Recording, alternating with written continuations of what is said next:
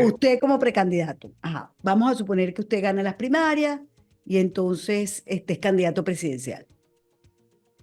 ¿Cuál? Y vamos a suponer que gana la presidencia también. ¿Qué más haría bien, usted con relación al gobierno de Nicolás Maduro? yo cortaría relaciones, dejaría las relaciones con suerte al nivel de encargado de negocio. Y de hecho, ah, de la mano de un reforzamiento de nuestras capacidades de seguridad contra inteligencia e inteligencia, me gustaría determinar si efectivamente el gobierno de Venezuela, porque para eso se necesita cuanto menos información suficientemente fidedigna, si el gobierno de Venezuela tiene, como yo sospecho, o ha tenido una influencia en los eventos que han sucedido en Chile a partir del 18-10.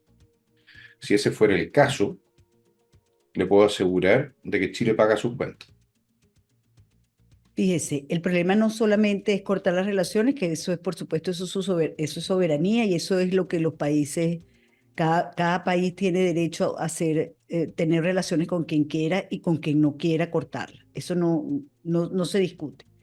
Pero a lo que yo quiero volver es, muchas veces los venezolanos, no estoy hablando de los políticos, los venezolanos hemos pedido que la comunidad internacional mire hacia Venezuela, que Venezuela era una amenaza precisamente porque nos han expulsado del país, nos votaron del país. El venezolano no tiene tradición de migrante, no le gustaba irse. El que se iba volvía, estudiaba y volvía. Nunca usted debe haber escuchado que un venezolano fue, bueno, eso eran muy pocos, Ujú. muy pocos. Este, y entonces resulta que lo que siempre pedimos fue volteen su mirada y ayúdennos, solos no podemos.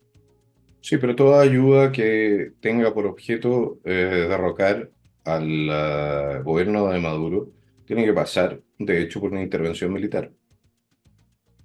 Y la pregunta es si el exilio venezolano va a estar dispuesto a colocar los soldados.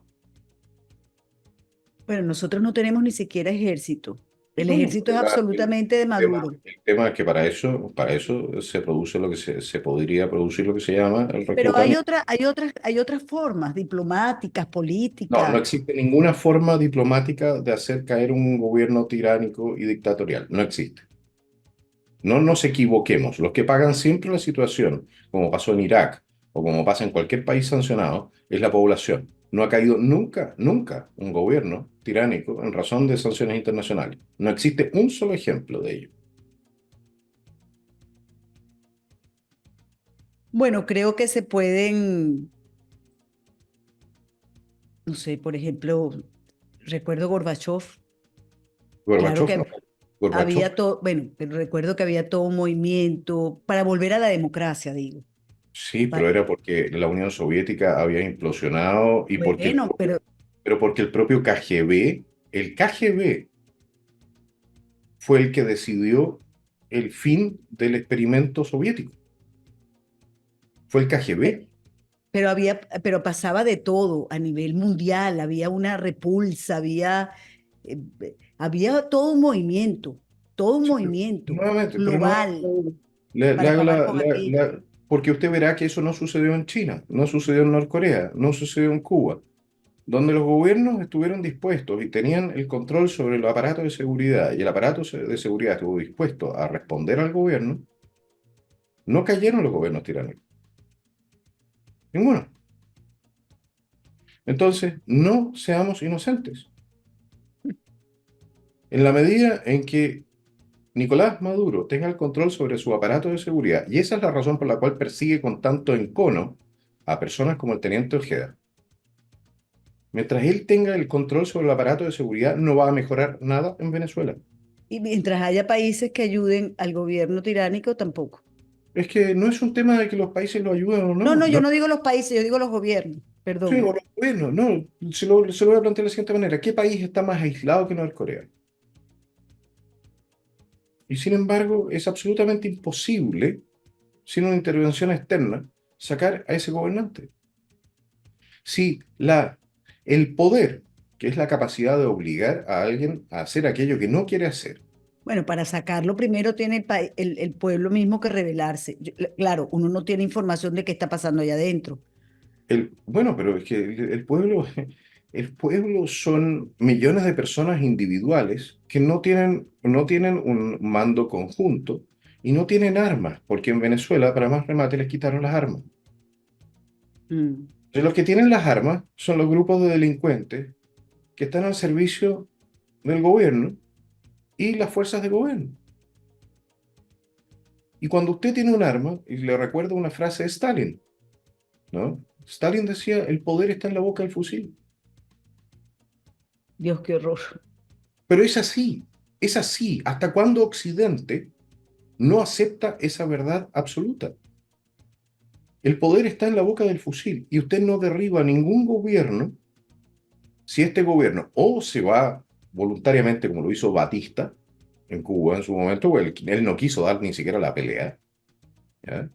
O se entrega, como lo hizo el gobierno venezolano, al chavismo en su momento, porque le perdonaron el pescuezo a un golpista, ¿ya?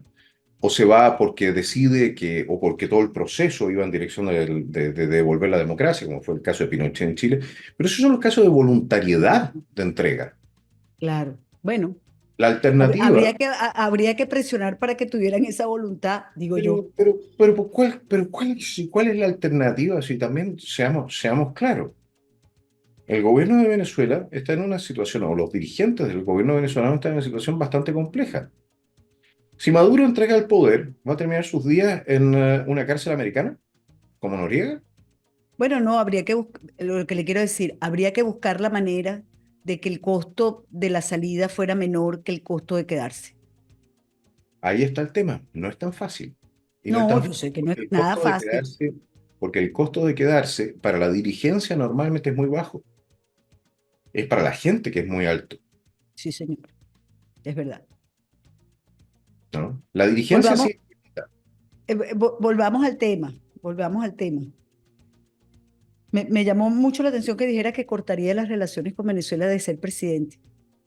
Eso es por una razón muy, muy simple, porque los Ujú, diplomáticos venezolanos gozan de inmunidad. ujú. Y gozando de inmunidad, eh, pueden actuar en Chile dentro de la política chilena, incluso, y eso es una sospecha que yo tengo, no lo puedo afirmar al 100% de seguridad porque no tengo los datos, ¿no? Pero pueden actuar de manera subversiva estando Podrían protegidos. infiltrarse, es lo que me quiere decir. ¿Cómo? Podrían infiltrarse, ser unos No, yo creo que está infiltrados. claro.